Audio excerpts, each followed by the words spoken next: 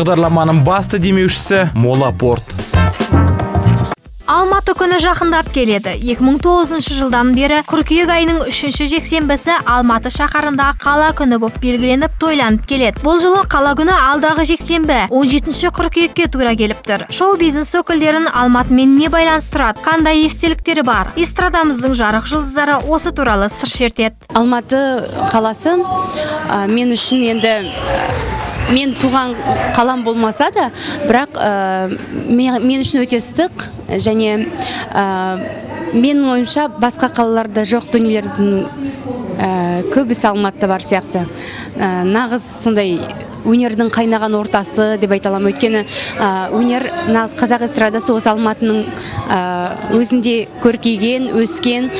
Мысалы, көбіне енді Астанаға көшкенмен бәрібір өнер ордасы бәрібір Алматы болып қалады. Сондықтан менің алғаш қадам басқан, өнерге қадам басқан қалам да Алматы. Енді ол көркем қала екені сөзсіз, өте жылы.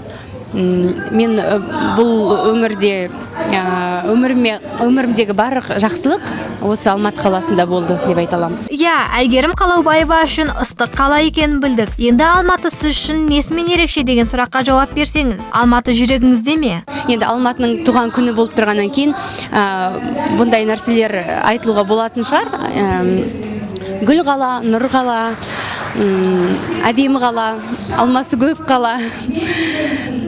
Алматыны енді басқа облыстардағы адамдар да көп мақтайды. Сендерде сондай қызық, Алматыда бәрі сондай жаңағы өмір қызып жатады.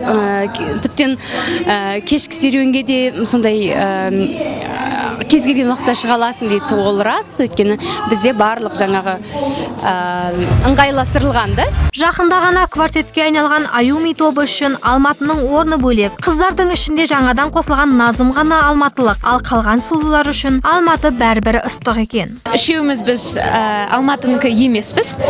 Мектепті бітіргеннен кейін бірден осы жерге көшіп келдік. Біздің топта Назым ғана Алматы қаласының коренная жительница деп айтсам болады. Маған Алматының бар жері ұнайды. Сүйікті жерім деп айтатын болсам, үй жағым тау, Әселге тау ұнайды. Саған не ұнайды?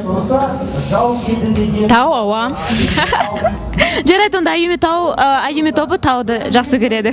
Осыдан 15 жыл бұрын Алматыға тұрақтаған әдеми басында әнші болмаймын деп келген екен. Ал Ару Алматы өнер иесін өнер одасына салып кеп жіберген. Сүйікті қалама сол үшін де қарыздармын дейді әнші. Для меня, конечно, история связана с Алматой. Мен үшін әрине Алматының орны бөлек. Мен кішкентай әрі әдемі Ақтау қаласынан шығып, осында Алматыға оқуға түстім. Мені Алматымен байланыстыратын тарих осы жерден басталды. Әнші болмаймын деп басқа мамандыққа оқуға түскенмін. Сол 2003 жылы Алматы әншілік карьерамды бастап жіберді. Алматы жүректе, нағыз махаббаттың иесі. Қимас естеліктердің бәрі Алматымен байланысты. Әдеми келген жылдары Алматыға Диана Шарапова да қоныс аударған. Ару Алматы қаршадай қызды нағыз өнер иесі, сүйікті жары, аяулы ана етті. Өмірімнің бір бөлшегі болған Алматының орны қашанда бөлек дейді Шарапова ханым. В город Алматы я переехала в 2003 году. Мен Алматы қаласына 2003 жылы келдім. Дәл осы жерде менің мансап жолым басталды. Мен Алматыда әнші болып қалыптастым, ана атандым. Барлық бақытты шақтарым мен әдемі естеліктерім Алматымен тікелей байланысты. Қаланы басында карта арқылы аралайтынмын, ал қазір жатқа білем. Алматы барша алматылықтардың жүрегінде деп ойлаймын. Алматы әр адамның жүрегінде, әркімнің өз ыстық естелігі бар. Ал Музон арнасы Алматы тұрғындары мен қала қонақтарын алда келе жатқан қала күнімен құттықтайды. Қаламыз көркейіп, өркендей берсін.